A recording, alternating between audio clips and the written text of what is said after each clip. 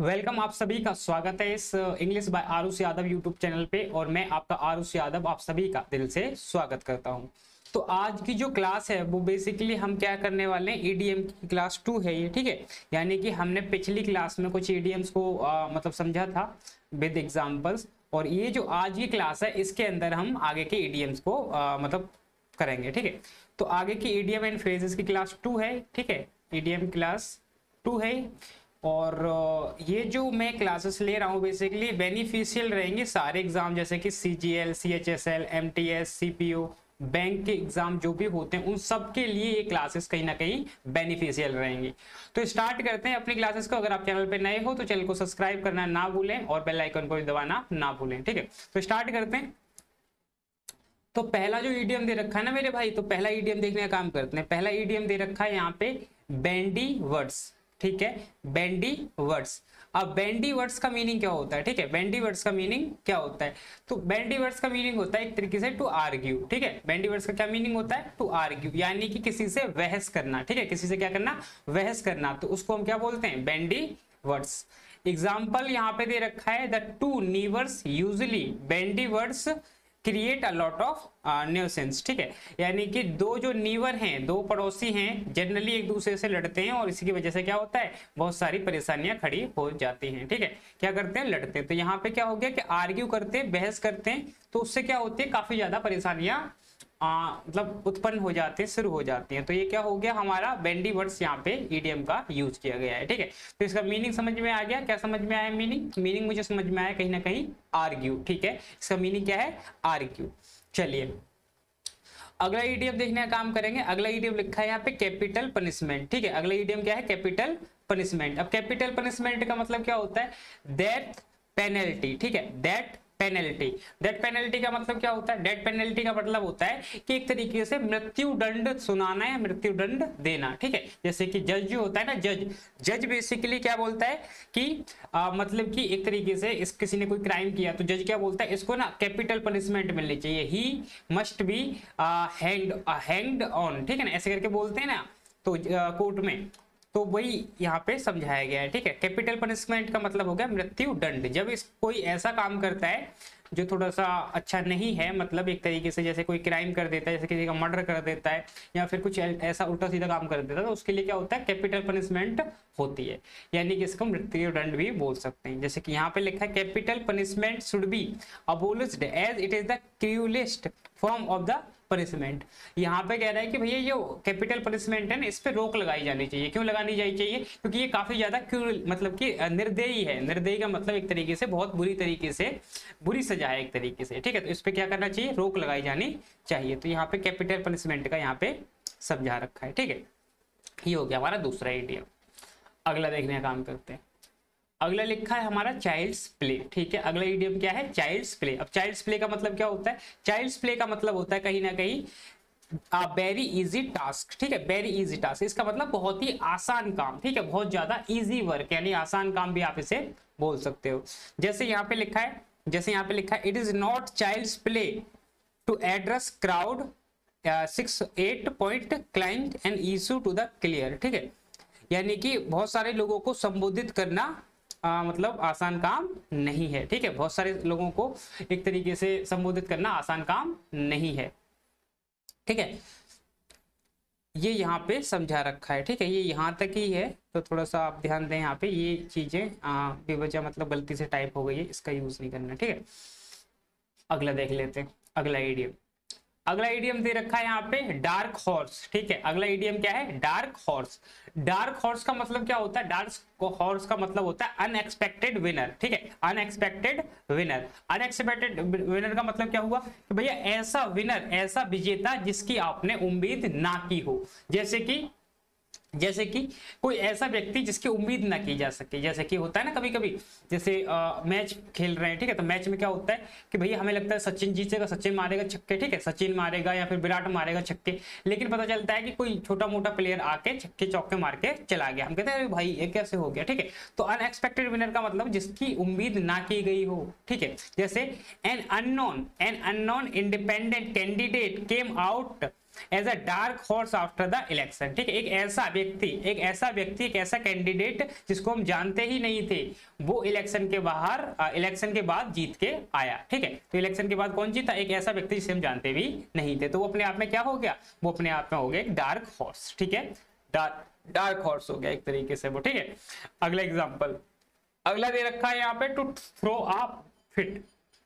To throw a fit, तो throw a fit का मतलब क्या होता है? To become angry. To become angry, become angry का मतलब गुस्सा होना। ठीक है, गुस्सा हो जाना एक तरीके से, टू बिकम एंग्री उसे बोलते हैं, गुस्सा हो जाना। टू थ्रो अ फिट, जैसे कि she will throw a fit when she sees the mess you have made, यानी कि वो जो आएगी ना, वो आएगी और जब वो देखेगी कि तुमने ना मतलब कि एक तरीके से यहाँ पे गंदगी फैला रखी है, तो बहुत ज्यादा गुस्सा करेगी। ठीक है, वो बहुत ज्यादा गुस्सा करेगी जब वो देखेगी कि तुमने बहुत ज्यादा गंदगी फैला रखी है यहाँ पे। तो यहाँ पे समझा रखा है। ठीक है, मैस का मतलब क्या होता है? गंदगी, कूड़ा कचड़ा, इसका मतलब होता है मैस। ठीक है, थ्रो अ फिट का मीनिंग हमें समझ में आ गया। अगला दे रखा है, अगला क्या दे रखा है? अगला दे रखा है ब्राइट टू लाइट। ठीक है, अगला क्या दे रखा है? Bright to light. अब ब्राइट टू लाइट का मतलब क्या हो गया?